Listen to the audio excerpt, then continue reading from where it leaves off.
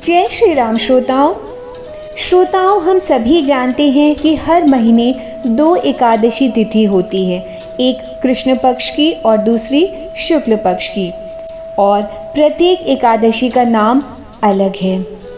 श्रावण माह की कृष्ण पक्ष की एकादशी कामिका एकादशी है, जिसका वीडियो आपके लिए डॉक्टर जेटसेट गो चैनल पर पहले से उपलब्ध है। अब आती है बारी शुक्ल पक्ष की एकादशी। श्रावण माह की शुक्ल पक्ष की एकादशी कहलाती है पुत्रदा एकादशी। श्रावण माह शिव जी का प्रिय माह है और एकादशी तिथि श्री हरि की। इस दिन व्रत एवं पूजन करने से दोनों की कृपा प्राप्ति होती है।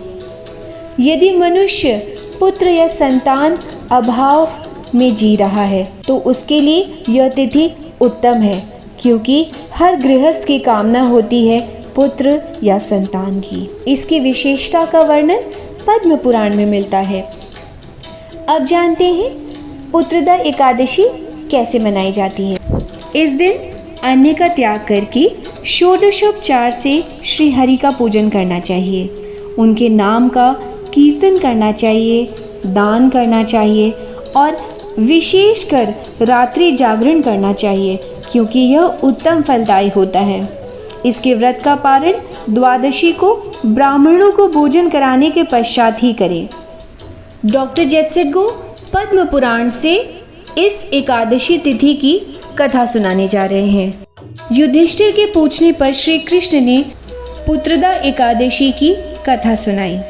एक समय की बात है, महिष्मतीपुरी में महीजीत नाम के एक राजा थे, जो धर्माचरण करने वाले थे। प्रजा को संतान की तरह मानते थे, परंतु उनके स्वयं की कोई संतान नहीं थी। वे पुत्र सुख से वंचित थे, इसलिए वे अत्यंत दुखी रहते थे। एक बार राजा ने विज्ञ लोगों से इसका कारण पूछा। जब इसका उत्तर कोई नहीं दे सके तो उन्होंने त्रिकालज्ञ लोमश महामुनि से इसका कारण जानना चाहा।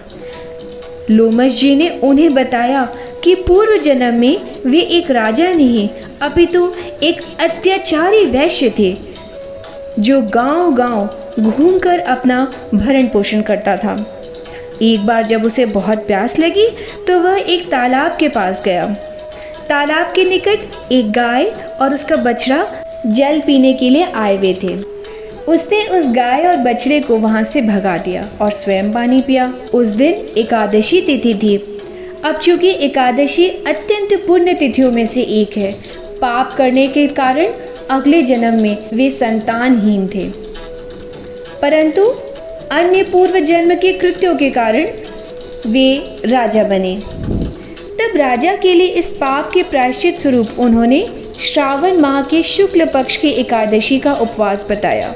विधि विधान से पूजन एवं उपवास के फल स्वरूप राजा को पुत्र प्राप्ति हुई। तभी से इसका नाम पुत्रदा एकादशी पड़ा। श्रावण के पवित्र महीने में इसी प्रकार हम पुराणों एवं वेदों से सबसे सही, सबसे सटीक जानकारी आपके लिए लेकर आते रहेंगे। पुराणों में छिपा है दिव्य ज्ञान। तब तक के लिए राम राम।